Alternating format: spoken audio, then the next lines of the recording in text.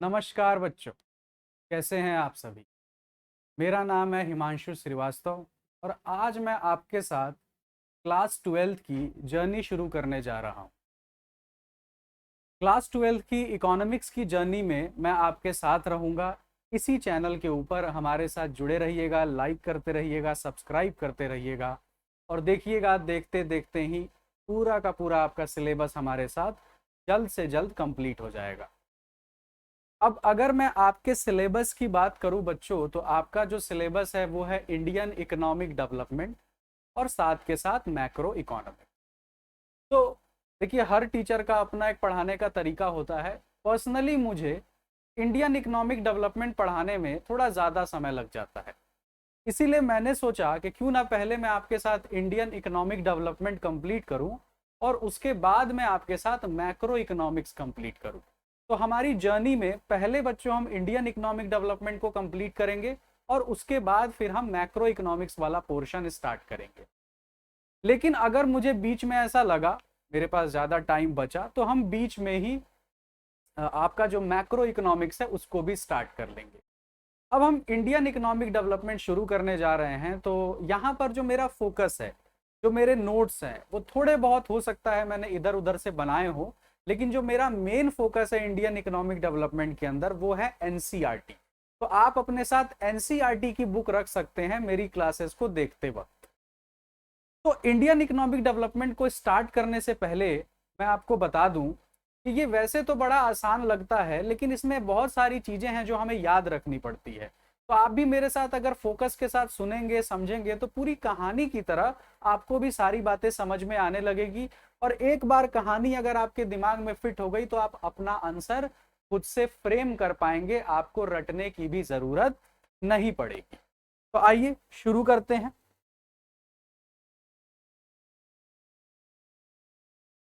Indian economic development आपका 40 marks carry करता है, आप लोग को मालूम होगा। ये पूरा का पूरा आपका कितना कवर करेगा? 40 मार्क्स। कुछ बच्चे अपने आप ही किसी चीज को इंपॉर्टेंट बोलते हैं और किसी चीज को बोलते हैं ये कम इंपॉर्टेंट है। देखिए, कौन सी चीज इंपॉर्टेंट है या नहीं इंपॉर्टेंट है, ये उसके अंदर का कंटेंट नहीं डिसाइड करता है। डिसाइड करता है वो कितने मार्क्स का एग्जाम में आने वाला है। तो अगर आपका मैक्रो इकोनॉमिक्स भी 40 नंबर का एग्जाम में आने वाला है और ये भी 40 मार्क्स का ही आने वाला है, तो ये भी इक्वली इंपॉर्टेंट हुआ ना। ऐसा थोड़ी है कि इसके मार्क्स कम है और उसके मार्क्स ज्यादा हैं। दोनों के मार्क्स बराबर है, तो दोनों पे ही फोकस करना बहुत ज्यादा जरूरी है। जनरली हमारा बिहेवियर क्या होता है कि हमारा जो स्ट्रांग होता है हमें उसे और स्ट्रांग करते चला जाते हैं, लेकिन जो वीक वाला पार्ट है वो और वीक होता चला जाता है। तो आपका जो वीक पार्ट है उस पर ज्यादा फोकस कीजिए, जो स्ट्रांग है वो तो आज भी स्ट्रांग है और हमेशा स्ट्रांग रहेगा। ठीक है, चलिए। तो इसमें जो चैप्टर 1 है बच्चों, उसका नाम है Indian economy on the eve of independence. बड़ा खूबसूरत सा चैप्टर है। इसमें आप देखेंगे कि किस तरह से अंग्रेजों ने हमारा बेहतरीन इस्तेमाल किया और किस हद तक वो चले गए थे हमारे देश को बर्बाद करने में। और लगभग लगभग 200 साल तक हम उनके गुलाम बने रहे और 200 साल में उन्होंने हमारे क्या हालात कर दिए, इस चीज के ऊपर ये चैप्टर पे डिस्कशन होगी। अब वैसे ये जो चैप्टर है ये ज्यादा फोकस्ड है 1947 के बाद क्या हुआ हमारे देश में। लेकिन 1947 को तो बच्चों देश आजाद हो गया था, 15 अगस्त 1947। लेकिन थोड़ा बहुत हमें बैकग्राउंड भी तो जानना पड़ेगा ना कि अंग्रेजों ने आखिर पहले हमारे साथ क्या किया। और जैसे कि आज तो मोदी जी बोलते हैं कि अच्छे दिन आएंगे, लेकिन इतिहास में पहली बार अच्छे दिन का वादा किया गया था 1947 में। सारे देश में खुशहाली थी कि अब तो हमारा देश आजाद हो गया, अब हमारी किस्मत हमारे हाथ में आ गई है। तो हमारे नेता मंत्री हमारे देश को बहुत आगे लेकर के जाएंगे। अब हम गुलाम नहीं रहे, लेकिन हम देखेंगे जरा क्या वाकई में ऐसा था। क्या जो पहली बार अच्छे दिन का वादा किया गया था वो वाकई में अच्छे दिन थे? क्या 1947 के बाद, अंग्रेजों के जाने के बाद हम इतने सक्षम थे कि हम अपनी इकोनॉमी को ऐसे तुरंत ऊपर उठा सकते थे? तो ये सारी चर्चाएं इस चैप्टर में होंगी। लेकिन इस चैप्टर को शुरू करने से पहले थोड़ा सा ब्रीफ इंट्रो लेते हैं कि ये चैप्टर में हम पढ़ने वाले क्या हैं। तो कुछ पार्ट तो बच्चों हम 1947 से पहले का पढ़ेंगे, हल्का फुल्का। मेन हमारा फोकस होगा 1947 के बाद। तो अगर मैं बात करूं बच्चों 1947 से पहले और उससे भी 200 साल पहले, आप यूं मान करके चले कि हमारा देश एकदम चकाचक देश था, फर्स्ट क्लास, कोई समस्या नहीं थी, चारों तरफ खुशहाली थी। हम लोग बहुत मॉडर्न तो नहीं थे, लेकिन हमारे देश में किसी चीज की कमी नहीं थी। हम जिस तरह का भी जीवन जी रहे थे हम उसी में काफी खुश थे। हमारा एग्रीकल्चर बहुत अच्छा था, हमारा हैंडीक्राफ्ट बहुत अच्छा था। हैंडीक्राफ्ट से मेरा मतलब है हाथ से बनाई गई चीजें। देखिए, हमारा जो इकोनॉमी था वो फर्स्ट क्लास चल रहा था बच्चों, कोई इशू नहीं थी। हमारा जो इंडियन इकोनॉमी है उस समय, अब तो खैर कम हो चुका है, इंडियन इकोनॉमी में जो एनसीईआरटी कहता है बच्चों, वो कहता है कि 85% जो पॉपुलेशन थी ये एग्रीकल्चर से जुड़ी हुई थी, और जो 15% पॉपुलेशन थी ये हैंडीक्राफ्ट से जुड़ी हुई थी। तो इसको आप हैंडीक्राफ्ट कह लीजिए, या यही उस समय हमारे लिए क्या थी, इंडस्ट्री थी। तो जो हमारा एग्रीकल्चर था, यानी सिंपल सी बात है कि सर अगर 100 लोग थे तो उसमें से जो 85 लोग थे वो एग्रीकल्चर में जुड़े हुए थे, और 15 लोग जो थे वो हैंडीक्राफ्ट में जुड़े हुए थे। हैंडीक्राफ्ट से क्या मतलब है, जैसे मेरे हाथ में ये पेन है, ये तो मशीन मेड है, लेकिन अगर इसी को हाथों से बनाया जाए तो ये हैंडीक्राफ्ट हो जाएगा।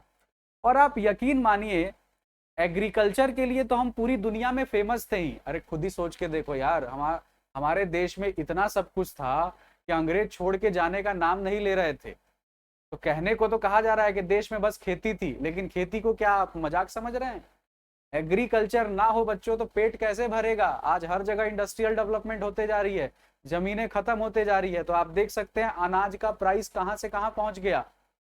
हो सकते हैं आप में से भी बहुत से लोग गांव से हो जो ये क्लास देख रहे हो, और आपको इन्फ्लुएंस किया जा रहा हो कि गांव में कुछ नहीं रखा है, गांव की जमीनें बेच दो। भैया ये गलती मत करना। आने वाले 20 30 50 साल में तो वो जमीन एकदम हीरा उगलना शुरू कर देगी। 50 साल तो बहुत ज्यादा बोल दिया, ज्यादा ज्यादा 10 20 साल। अनाज की कीमतें सबसे महंगी हो जाएंगी, क्योंकि अनाज बचा कहाँ है। जिस किसान को आज भाव नहीं दिया जा रहा है, आने वाले समय में सबसे रिस्पेक्टफुल पर्सन बनेगा किसान, क्योंकि अनाज लगातार बच्चों धरती से कम होता चला जा रहा है। लेकिन दुख की बात यह कि ये बात हम अभी तक नहीं समझ पा रहे हैं, लेकिन ब्रिटिश लोग ये बात उस समय समझ गए थे। तो जब ये भारत के अंदर आए तो इन्होंने सोचा कि यार 100 में से जो 85 लोग हैं, 85 लोग हैं, ये जुड़े हुए हैं एग्रीकल्चर से, 15 लोग जुड़े हुए हैं हैंडीक्राफ्ट से, यानी कि 15%। और आप यकीन मानिए कि हमारा हैंडीक्राफ्ट इतना बढ़िया था, हमारी हाथ से बनाई गई चीजों में इतनी बारीकी थी, इतनी ज्यादा खूबसूरती थी कि वर्ल्ड वाइड हमारे वस्तुओं की मांग थी। उसी से हमारे को एक्सपोर्ट का भी पैसा मिलता था। जब हम वस्तु कहीं बाहर बेचते हैं देश से बाहर, तो उसे क्या बोलते हैं, एक्सपोर्ट कहते हैं।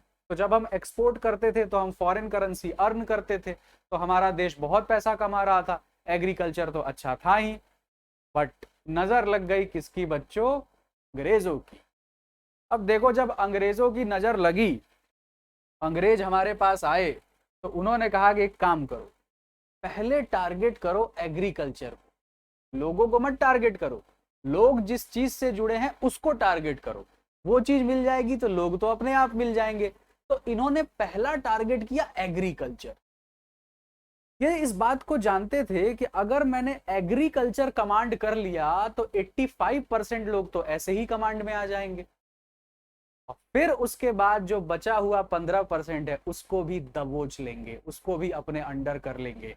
तो इन्होंने पहले हिट किया बच्चों एग्रीकल्चर, और बाद में हिट किया बच्चों हैंडीक्राफ्ट। लेकिन आप सभी लोग इस बात को समझते हैं, 11 12 के स्टूडेंट हैं, आप इतने बड़े हो चुके हैं, आप इस बात को समझते हैं कि हमारा कोई कुछ भी नहीं बिगाड़ सकता है जब तक हम खुद ना चाहे। यहाँ पर हमारे ही लालच की वजह से, हमारी ही गलतियों की वजह से अंग्रेजों ने इजीली हैंडीक्राफ्ट को और एग्रीकल्चर को दोनों को ही टेक ओवर कर लिया। उन्हीं गलतियों पे बच्चों चर्चा होगी। लेकिन एक मुद्दा ये भी होता है कि सर हमने अपने घर में उन्हें जगह दे कैसे दी। है ना। देखो पहला तो हमें उनके इरादे नहीं मालूम, समझ आई बात। इरादों को समझने में, इंटेंशन को समझने में वक्त लगता है, वही वक्त हमें भी लग गया। अब आपने बचपन में पढ़ा ही होगा कि देखो भाई, जो ब्रिटिश आए थे वो तो आए थे भारत में करने बच्चों ट्रेड। यानी इन्होंने कहा कि देखिए हम तो आपके यहाँ व्यापार करने आए हैं, हमारे साथ व्यापार कराइए, करिए, आप भी कमाइए हम भी कमाते हैं, मस्त रहते हैं। लेकिन इरादे थे उनके बच्चों गलत। उनके इरादों में पहले से ही छुपा था कि किस तरह से देश के ऊपर धीरे धीरे हमें कब्जा करना है। तो आए तो बच्चों वो ट्रेडर की तरफ, लेकिन लौटे ट्रेडर की तरह नहीं। अब देखिए हुआ क्या, एक बैटल हुआ बच्चों, बैटल ऑफ पलासी।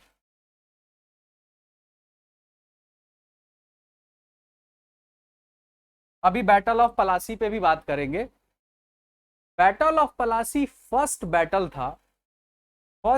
था बच्चों, पहला युद्ध था जिससे ब्रिटिश का आगमन हो गया। आगमन तो पहले ही हो गया था, ब्रिटिश पहले ही एंट्री ले चुके थे, लेकिन यहां से ब्रिटिश का कब्जा स्टार्ट होना शुरू। तो बैटल ऑफ पलासी से हम इस चैप्टर को शुरू करेंगे और धीरे धीरे समझते चलेंगे कैसे अंग्रेजों ने बेहतरीन इस्तेमाल किया हमारा।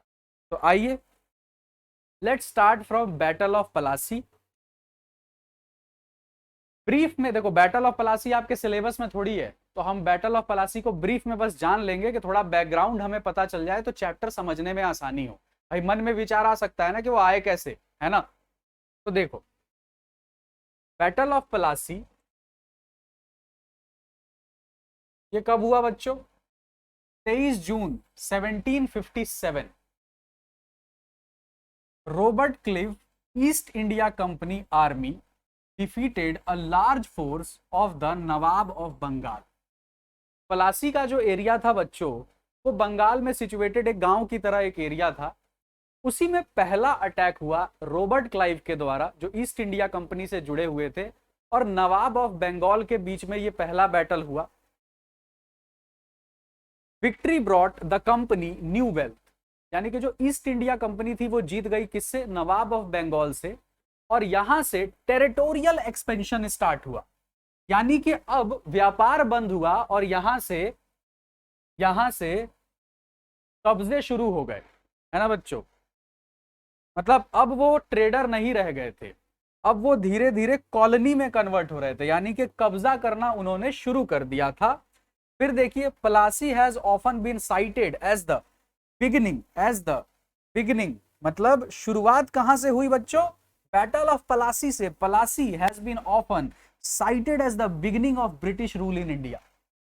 देखिए बैटल ऑफ पलासी से पहले ब्रिटिश हमारे यहां आ चुके थे, लेकिन आपसे यदि यह पूछा जा रहा है कि रूल, यानी उन्होंने हमारे ऊपर राज करना कब से शुरू कर दिया, उन्होंने हमारे ऊपर कब्जा करना कब से शुरू कर दिया, तो सर ये पहला बैटल था बैटल ऑफ पलासी, जिससे हमें उनके इंटेंशन का पता चला कि ये तो कभी ट्रेड करने आए ही नहीं थे, ये तो शुरू से ही आए थे हमारे ऊपर कब्जा करने, बस सही समय का इंतजार कर रहे थे। तो सर 23 जून 1757 को एक बैटल हुआ, बैटल ऑफ पलासी।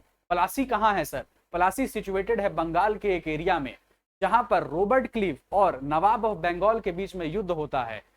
दुखद बात यह है कि नवाब ऑफ बंगाल के खुद के लोग ही इन्हें धोखा देते हैं, जिसकी वजह से रॉबर्ट क्लीव जो है आसानी से इनसे जीत जाते हैं। और इसी बैटल के बाद से जो अंग्रेज होते हैं, जो ब्रिटिश होते हैं, वो धीरे धीरे अपनी कॉलोनी को एक्सपेंड करते हैं और ट्रेडर से रूरल यानी के राजा यानी के प्रजा को कन्वर्जन में लेना शुरू करते हैं और इंडिया को धीरे धीरे अपने कंट्रोल में लाना स्टार्ट करते हैं।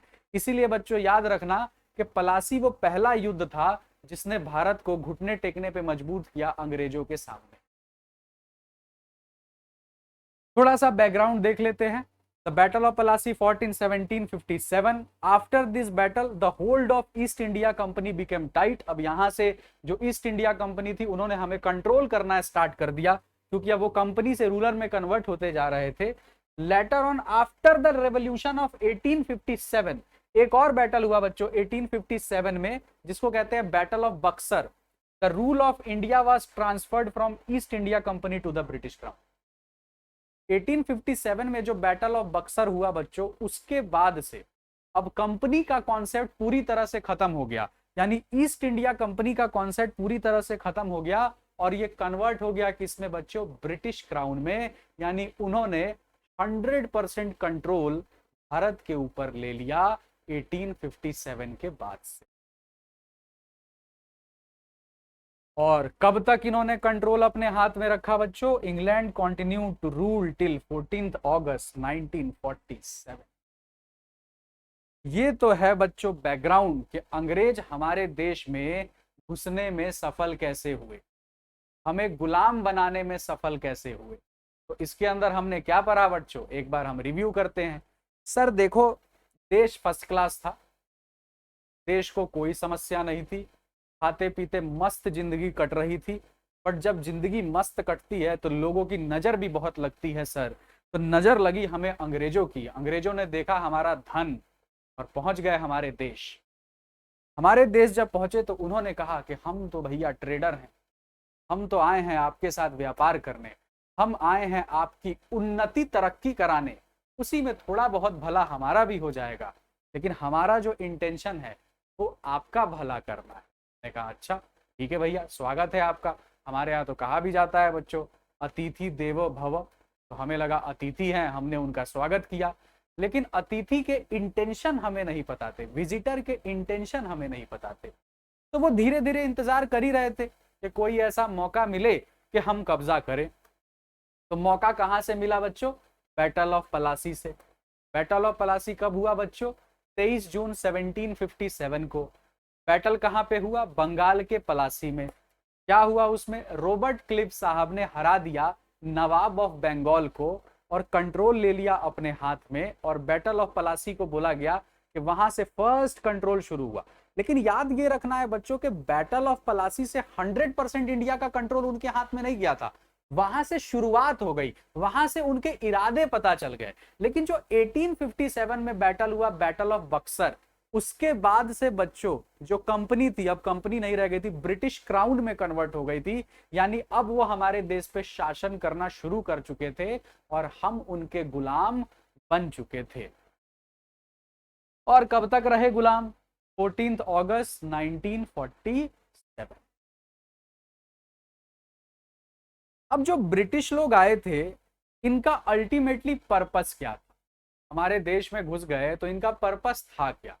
देखो, ये अपने देश को बहुत ऊपर उठाना चाहते थे, ब्रिटेन को ये लोग बहुत ऊपर उठाना चाहते थे। ये चाहते थे दुनिया में एक ही देश का बोलबाला रहे, ब्रिटेन। ये तो कहते भी थे खुद को ग्रेट ब्रिटेन। तो ये क्या कर रहे थे? ब्रिटेन को डेवलप करते जा रहे थे, भारत नीचे जा रहा था, तो भारत के रिसोर्सेस का इस्तेमाल करते थे ब्रिटेन को डेवलप करने में, अपने लोगों को डेवलप करने में। और हमारा जो देश था वो लगातार नीचे जाते जा रहा था। यानी हमसे रॉ मटेरियल लेते थे और उस रॉ मटेरियल का इस्तेमाल करके बेहतर चीजें बनाते थे। कहां के लिए? ब्रिटेन के लिए। हमारे यहाँ इंडस्ट्रियल डेवलपमेंट करते थे लेकिन अपने फायदे के लिए। उससे रोजगार किसको मिलता था? ब्रिटेन को। यानी इनका पर्पस ये था कि देश को जितना हो सके नीचे ले जाया जाए, भारत देश को जितना हो सके नीचे ले जाया जाए, और उसी भारत देश की मदद से ब्रिटेन को जितना हो सके ऊपर ले जाया जाए। तो आइए, इनका जो सोल पर्पस है, ये अक्सर एग्जाम में सवाल भी रहता है कि what was the sole purpose of British government. तो देखिए क्या लिखा है, the sole purpose. Sole purpose मतलब इकलौता खास purpose. The sole purpose of the British colonial rule in India was to reduce the country to be a raw material supplier for Great Britain's own rapidly expanding modern industrial base। यानी जो Britain में industrial development हो रहा था, वहां पे जितना raw material जा रहा था, जितने रिसोर्सेज जा रहे थे, वो भारत से उठ करके कहां जा रहे थे? ब्रिटेन में। देखो, रिसोर्सेज का इस्तेमाल करना कोई बुरी बात नहीं है, रॉ मटेरियल का इस्तेमाल करना कोई बुरी बात नहीं है भाई। रॉ मटेरियल का इस्तेमाल तो होगा इंडस्ट्रियल डेवलपमेंट के लिए, लेकिन वो भारत का रॉ मटेरियल है ना, वो भारत को बिलोंग करना चाहिए। तो आप उस रॉ मटेरियल का इस्तेमाल कीजिए, आप हमारे एग्रीकल्चरल प्रोडक्ट्स का इस्तेमाल कीजिए, कोई दिक्कत नहीं है, लेकिन उससे मेरे देश का विकास कीजिए ना, मेरे लोगों को डेवलप कीजिए ना। मेरी कंट्री को डेवलप कीजिए ना। लेकिन आप तो गलत कर रहे हैं, आप हमारे रिसोर्सेस का इस्तेमाल कर रहे हैं, लेकिन डेवलप किसको कर रहे हैं? आप अपने आप को। तो एक तरह से आप चोर ही तो हुए, हमारे यहाँ की चीजें आप चुरा रहे हैं और अपनी तरक्की कर रहे हैं।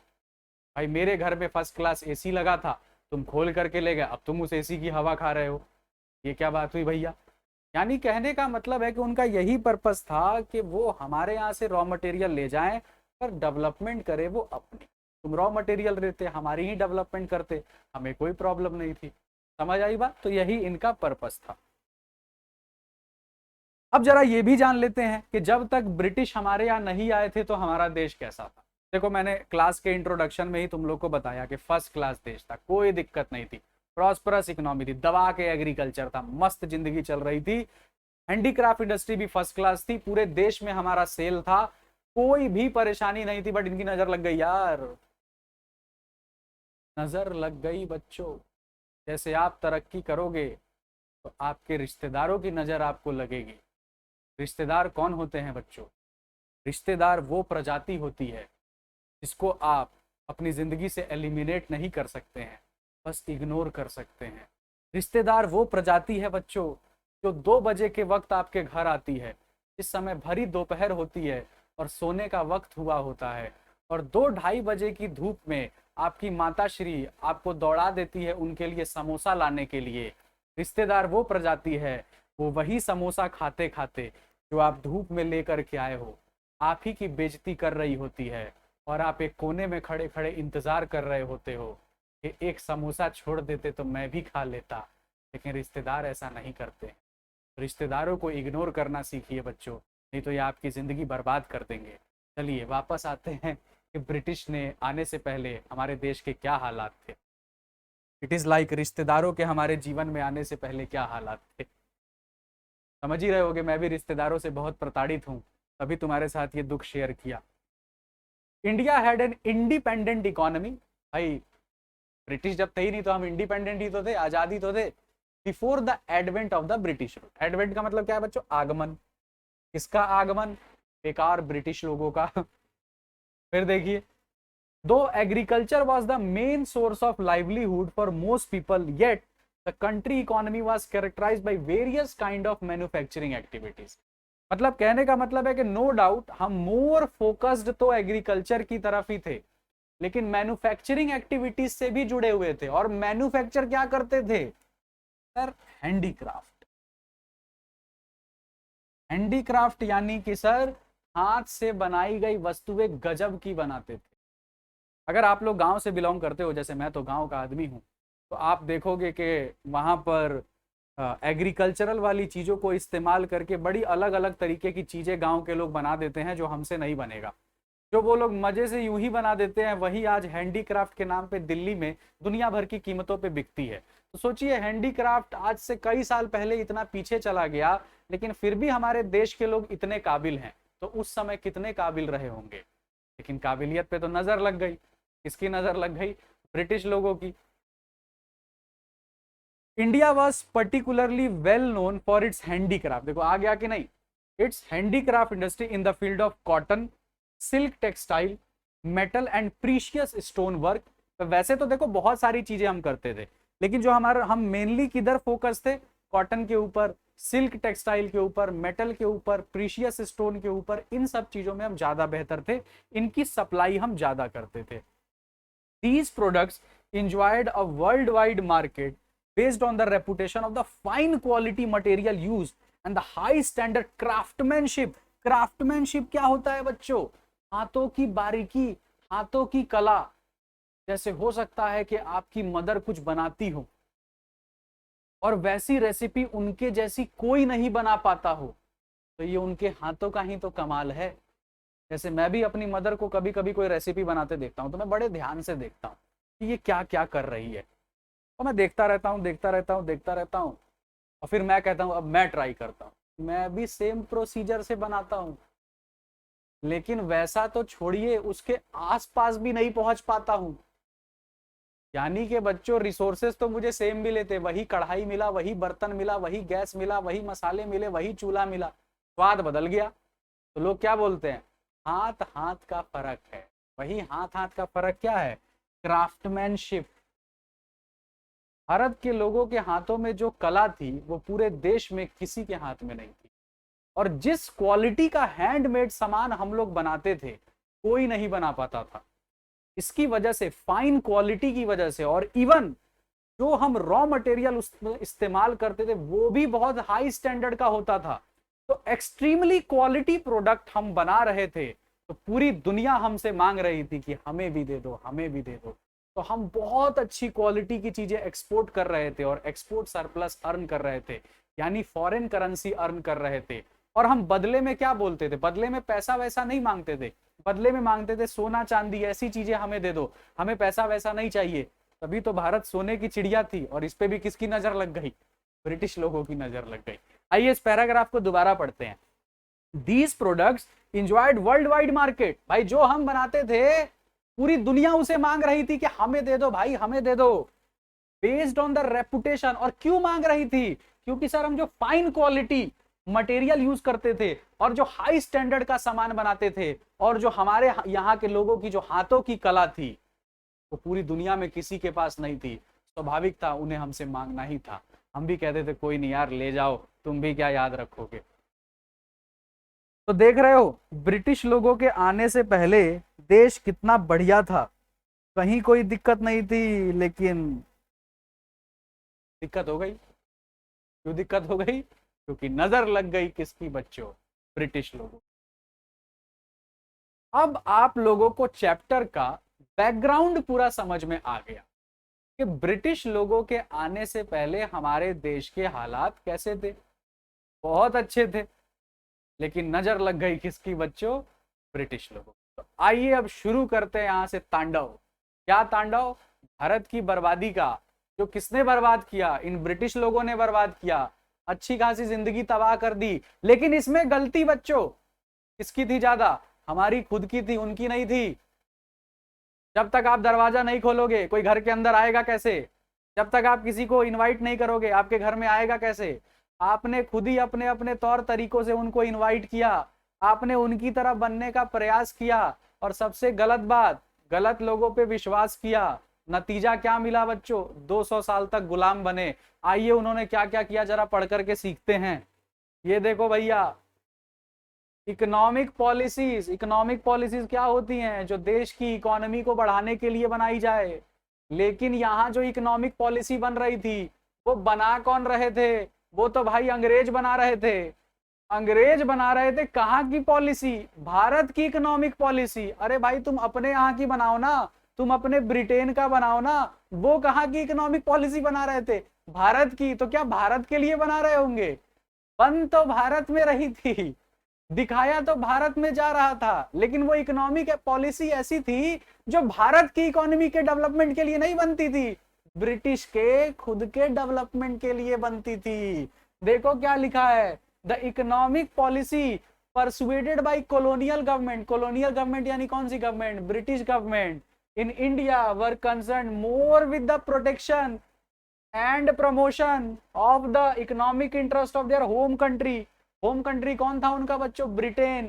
Then with the development of the Indian economy. वाह भैया, हमारे ही देश के रिसोर्सेज इस्तेमाल कर रहे हो, हमारे यहाँ ही रह रहे हो, हमारा ही खा रहे हो, हमारे यहाँ ही इकोनॉमिक पॉलिसी बना रहे हो। और क्या गजब की इकोनॉमिक पॉलिसी बना रहे हो जो हमारे को ही फेवर नहीं कर रही है, फेवर कर रही है तुमको। तुमने कहा जरा दिखाना भैया इकोनॉमिक पॉलिसी, तो चलो भाई भारत के लिए पढ़ना शुरू करते हैं इकोनॉमिक पॉलिसी।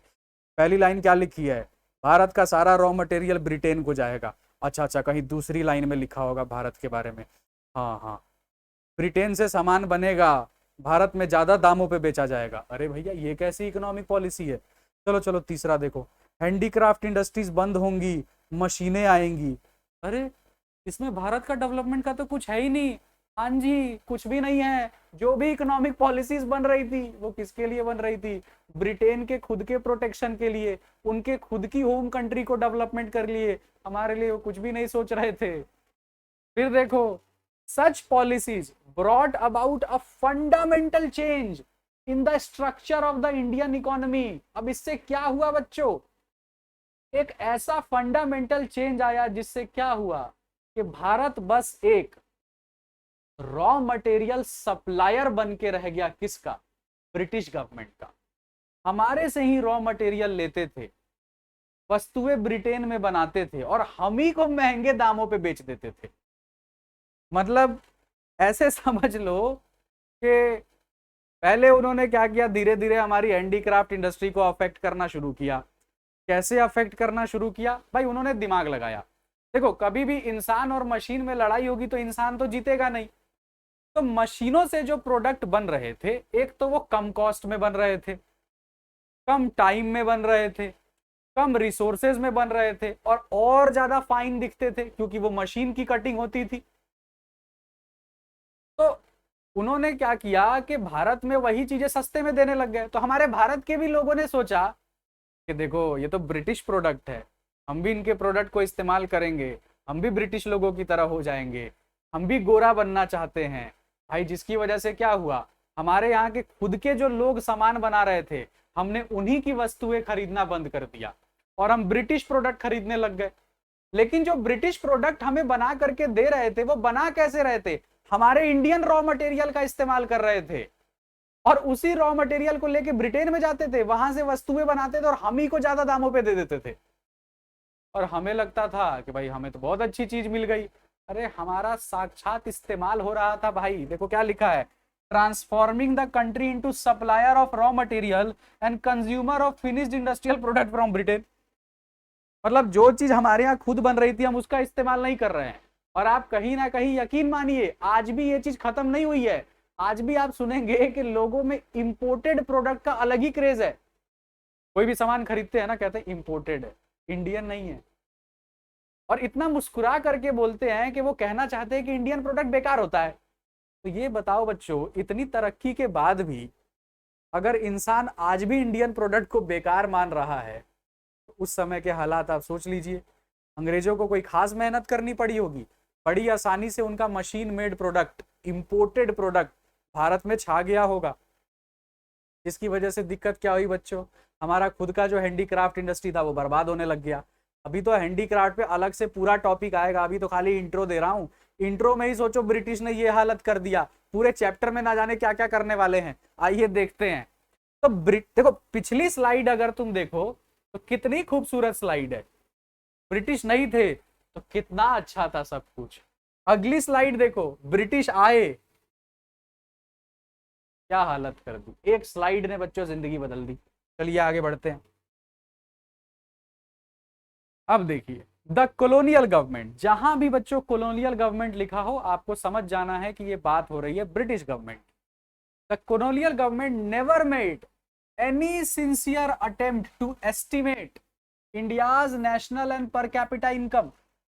भाई देश की तरक्की कराने की जरूरत है, वो पता कैसे चलती है? भारत का पर कैपिटा इनकम क्या है, नेशनल इनकम क्या है। बट उनको परवाह थी क्या? उनको भारत देश से कोई परवाह थी क्या? उनको तो तरक्की कराना था ब्रिटेन को, भारत देश की उनको कोई परवाह नहीं था। तो वो भला क्यों मेहनत करते ये चीजें पता करने में कि भारत का नेशनल इनकम क्या है, भारत का पर कैपिटा इनकम क्या है? उनको भारत के लोगों से कोई मतलब ही नहीं था। वो तो लालची लोग थे, उनको तो बस भारत के रिसोर्सेज चाहिए थे। तो वो भला अटेम्प्ट क्यों करते? कुछ ऐसे इंडिविजुअल थे, some individual attempts which were made to measure such income yield conflicting and consistent result, inconsistent result. कुछ लोग थे जिन्होंने भारत के नेशनल इनकम को, पर कैपिटा इनकम को मेजर करने में मदद की, लेकिन वो अंग्रेज नहीं थे, वो भारत के ही लोग थे। दादा भाई नेहरू कुछ अंग्रेज थे, जैसे विलियम साहब, पिंडले शिराज, PKRV राव, RC देसाई। ये सारे नाम आपको ध्यान होने चाहिए कि कौन कौन से। Dadabhai Nehru, William Digby, Findlay Shirras, PKRV Rao, RC Desai. ये 5 नाम आपके NCERT में दिए हुए हैं, जिन्होंने अटेम्प्ट लिया। क्या अटेम्प्ट लिया? भारत के नेशनल इनकम को मेजर करने में, भारत के पर कैपिटा इनकम को मेजर करने का अटेम्प्ट लिया। लेकिन इसमें देखो, 5 लोगों ने अटेम्प्ट किया, तो पांचों के रिजल्ट तो सेम नहीं रहे होंगे ना भाई। एक इंसान करता तो समझ आता। 5 लोगों ने अपना अपना दिमाग लगाया और भारत के नेशनल इनकम को कैलकुलेट करने का प्रयास किया, भारत के पर कैपिटा इनकम को कैलकुलेट करने का प्रयास किया, ताकि भारत की तरक्की कराई जा सके। भाई कमियां पता चलेगी तभी तो सुधार होगा। तो कमियां कैसे पता चलेगी? जरा पता तो करो भारत का नेशनल इनकम क्या है, जरा पता तो करो भारत का पर कैपिटा इनकम क्या है। तो ये 5 लोगों ने हिम्मत जुटाई और इस चीज को पता किया, लेकिन इनके सबके रिजल्ट इनकंसिस्टेंट थे, किसी का कुछ रिजल्ट आ रहा था, किसी का कुछ रिजल्ट आ रहा था। तो उसमें जो राव साहब थे, राव साहब से मेरा क्या मतलब है, वीके आरवी राव, इसमें जो राव साहब थे ना, उनका रिजल्ट सबसे रिलायबल माना गया कि हाँ सभी लोगों ने किया, अच्छा किया, लेकिन सबसे ज्यादा जो भरोसेमंद रिजल्ट आया है, सबसे ज्यादा जो बढ़िया रिजल्ट आया है, वो किसका आया है? राव साहब का। तो एग्जाम में आपको ध्यान रखना है कि पूछा क्या है, किसका सबसे सिग्निफिकेंट था, तो राव साहब आंसर है, वीके आरवी राव। लेकिन पूछा जाए कितने लोग थे, तो 5 लोग थे भाई, लेकिन उसमें सबसे सिग्निफिकेंट, सबसे बेहतर रिजल्ट किसने दिया? राव साहब ने दिया। फिर देखिए, however most studies find that the country growth of aggregate real output during the first half of the 20th century was less than 2% coupled with a meager 0.5% growth in per capita output per year। आपको यहां पर एक data दिया हुआ है कि 2% भी growth नहीं था भारत का, इतना ज्यादा स्लो ग्रोथ था। तो हमें भारत की तरक्की के बारे में जब पता चला तो लगा भाई तरक्की तो हो ही नहीं रही है, और भला तरक्की होती भी कैसे? कब्जा करके कौन बैठे थे? अंग्रेज। वो सोचते किसके बारे में? खुद के बारे में, भारत के बारे में वो कुछ सोच ही नहीं रहे थे। अब एनसीईआरटी आप देखोगे तो उसमें कुछ कुछ ब्रैकेट में दिया हुआ है, वो भी एग्जामिनेशन पॉइंट ऑफ व्यू से इंपॉर्टेंट है। तो जैसे हम बंगाल के टेक्सटाइल इंडस्ट्री के बारे में थोड़ा जानते हैं। देखिए, मसलिन एक कपड़ा होता है जिसको बोलते हैं muslin, is a type of cotton textile which had its origin in Bengal. और ये मसलिन कहाँ पाया जाता है बच्चों? बंगाल में। लेकिन अब ये बंगाल से निकल चुका है, particularly places around Dhaka, spelled during pre independence period as Dhaka, now the city of Bangladesh. पहले बांग्लादेश कलकत्ता सब एक ही तो थे। तो उस समय क्या हुआ, जो ओरिजिन था मसलिन के कपड़ों का वो बंगाल से था। खैर अब वो किधर जा चुका है? ढाका में। लेकिन उस समय तो ढाका नहीं था ना, तो अब तो खैर बांग्लादेश में है। लेकिन ये जो मसलिन था ये पूरे वर्ल्ड वाइड में फेमस था अपनी क्वालिटी की वजह से। मसलिन एक ऐसा कॉटन टेक्सटाइल था जो पूरी दुनिया में सबसे बेहतरीन क्वालिटी का माना जाता था।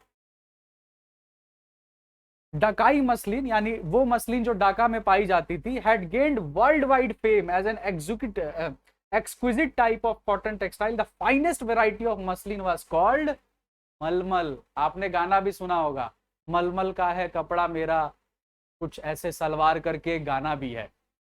तो आपका मसलिन में भी जो सबसे अच्छी क्वालिटी का कपड़ा होता था उसको मलमल कहते थे। Sometimes foreign traveler also used to refer to it as the मलमल शाही और मलमल खास, implying that it was worn by और फिट फॉर द रॉयलिटी। ये कपड़ा इतनी अच्छी क्वालिटी का था कि इसे राजा महाराजाओं का कपड़ा माना जाता था। लेकिन आप ध्यान से देखें तो अटैक बंगाल से ही शुरू हुआ था ना, कंट्रोल बंगाल से ही शुरू हुआ था ना, क्योंकि बंगाल रिसोर्सेस का खजाना था। इसीलिए अंग्रेज ने सोचा कि चलो उधर ही से शुरू करते हैं। तो वहां ये जो मलमल वगैरह के कपड़े थे ये सब किसके कंट्रोल में चले गए? ब्रिटिश के कंट्रोल में चले गए। ये मलमल का कपड़ा इतना बढ़िया था कि आप देख रहे हो इनका क्या नाम था? मलमल शाही, मलमल खास। ये वो कपड़े जो रॉयल्स के द्वारा पहने जाते हैं, जो राजा महाराजाओं के द्वारा पहने जाते हैं। तो ये बच्चों टेक्सटाइल इंडस्ट्री थी जो अंग्रेजों ने अपने कंट्रोल में लिया। अब यहां से शुरू होने जा रहा है बच्चों एग्रीकल्चरल सेक्टर। लेकिन एग्रीकल्चरल सेक्टर में अभी नहीं आपके साथ शुरू करूंगा, एग्रीकल्चरल सेक्टर में आपके साथ नेक्स्ट क्लास में स्टार्ट करूंगा। अभी के लिए आपको चैप्टर का पूरा बैकग्राउंड समझ में आ गया है, इतना आप रिवाइज करें और नेक्स्ट क्लास में बच्चों हम एग्रीकल्चर सेक्टर से स्टार्ट करेंगे। इंडियन इकोनॉमी को बच्चों जनरली बच्चे कहते हैं बोरिंग है, लेकिन मैं दावे के साथ कहता हूं आपको मजा ना आ जाए इंडियन इकोनॉमिक डेवलपमेंट में तो बोलना, आप मेरी बस क्लास लेते रहो और बुक को बस एक बार रीड करते जाओ, कोई दिक्कत नहीं है, सब चीजें समझ में आ जाएगी और बड़े मजे से नंबर आपको आ जाएगा। ठीक है बच्चों, तो चैनल को बच्चों लाइक कर दीजिए, वीडियो को लाइक कर दीजिए, दोस्तों के साथ शेयर कर दीजिए, बता दीजिए कि हिमांशु सर मार्केट में आ चुके हैं क्लास 12 की तैयारी कराने के लिए। हमारे साथ जुड़े रहिए और बेहतरीन मार्क्स लाइए, चैनल को सब्सक्राइब कीजिए। थैंक यू सो मच बच्चों, मिलते हैं नेक्स्ट क्लास में, बाय बाय।